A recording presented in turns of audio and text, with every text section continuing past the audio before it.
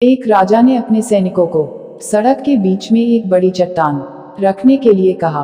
चट्टान को बीच सड़क में रखवाकर राजा ने अपने सैनिकों से छुपकर उस चट्टान पर नजर रखने के लिए कहा कि देखना उस चट्टान को रास्ते से कौन हटाता है। लोग उस जगह पर आते रहे और जाते रहे, लेकिन किसी ने भी उस चट्टान को रास्ते से हटाने की कोशिश नहीं की। उस चट्टान के पास से लोगों के गुजरने वालों में राजा के कुछ करीबी लोग और शहर के बड़े व्यापारी भी शामिल थे, और उनमें से कुछ लोग तो राजा को ही कोसने लगते कि क्या राजा इस चट्टान को भी रास्ते से नहीं हटवा सकता। लेकिन किसी ने भी उस चट्टान को रास्ते से हटाने का प्रयास नहीं किया। ऐसा काफी दिनों तक चलता रहा। एक दिन एक किसान अपनी सब्जियों के साथ उधर से गुजर रहा था।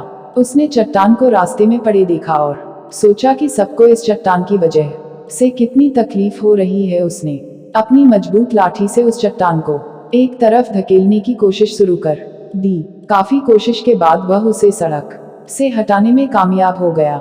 चट्टान रास्ते से हटाने के बाद किसान अपनी सब्जियों को उठाकर जाने ही वाला था कि अचानक उसकी नजर एक पोटली पर गई जो ठीक उसी जगह पड़ी थी जहां से उसने वह चट्टान हटाए थे। उसने उस पोटली को खोलकर देखा तो उसमें सोने के कई सिक्के थे और उन सिक्कों के साथ राजा का एक संदेश भी था जिसमें लिखा था कि ये सोने के सिक्के उनके लिए है जो इस चट्टान को रास्ते से हटाएगा। दोस्तों, बिल्कुल ठीक इसी तरह हम सबके लाइफ में भी कई परेशानियां आती है। कुछ लोग उन परेशानियों से बच कर निकल जाते हैं और कुछ रास्ता बदल देते हैं, और चंद लोग ठान लेते हैं उन परेशानियों का हल निकाल लेने की।